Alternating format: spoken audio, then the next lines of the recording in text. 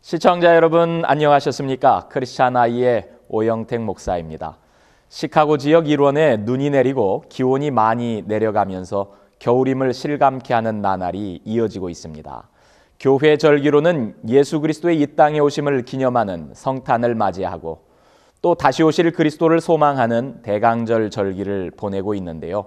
북반구에 있는 교회들과 성도들에게는 추운 겨울이 이 대강절 이미지와 부합하지만 남반구에 있는 교회들과 성도들에게는 성탄절이나 대강절이 여름철입니다. 북반구에서만 살아온 사람들에게 한여름의 성탄절이라는 것이 실감되지 않지만 늘 고정관념으로 바라본 사물과 세상들도 관점을 달리하면 다르게 보일 수 있는 법입니다. 남반구에서는 지난 5일 반짝였던 한 큰 별이 타계해서 온 지구촌이 애도하며 장례식을 치렀지요.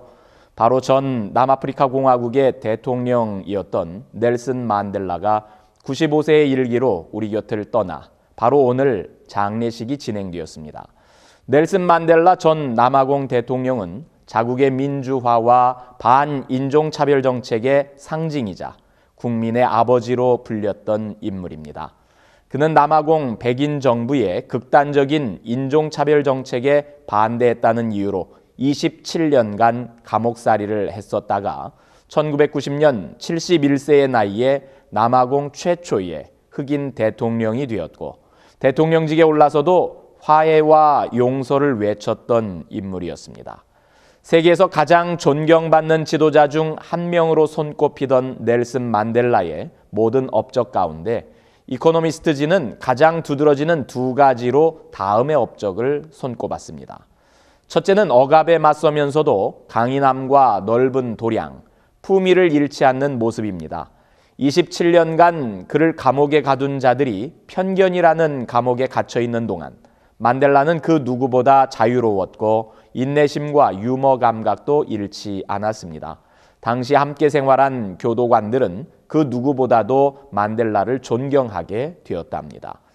둘째는 고약한 편협함의 대명사였던 남아공 국가 이미지를 피부색과 관계없이 누구나 존경받으며 평등하게 살아가는 무지갯빛 국가로 바꾸는 기적 같은 일을 해냈다는 것입니다.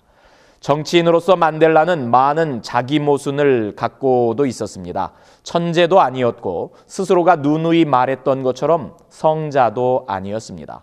그러나 그는 젊은 시절부터 남다른 카리스마를 보인 타고난 리더였습니다. 인종차별이 법으로 보장된 나라에서 자신의 신념을 단 한 번도 의심하지 않았고 시종일관 품위와 유머 감각을 유지하면서 온갖 고초를 치르면서도 백인에 대한 차별과 복수를 입에 담은 적이 없었기에 그는 전 세계인들에게 정의와 관용의 상징이 될 수 있었습니다. 더 놀라운 사실은 그가 깊이 생각할 줄 알고 필요하다면 자신의 생각을 바꿀 줄도 아는 인물이었다는 겁니다. 그가 석방되었을 때만 해도 아프리카 민족회의의 많은 당원들이 오랜 후원자였던 소련의 도그마적 이데올로기에 여전히 깊이 경도되어 있던 시절이었습니다. 자본주의 체제를 해체하고 웨스트민스터식의 의회 민주주의도 거부해야 한다는 의견이 대세였지요. 하지만 만델라는 여러 사람의 의견을 충분히 듣고 생각을 정리한 끝에 개혁은 하되 자본주의와 자유민주주의를 유지하는 것이 남아공 국민들, 무엇보다도 가난한 흑인들에게 더 나을 것이라는 결론에 이르게 되었습니다. 그 결과 오늘날 남아공의 모습은 1994년에 비해 훨씬 나아졌습니다.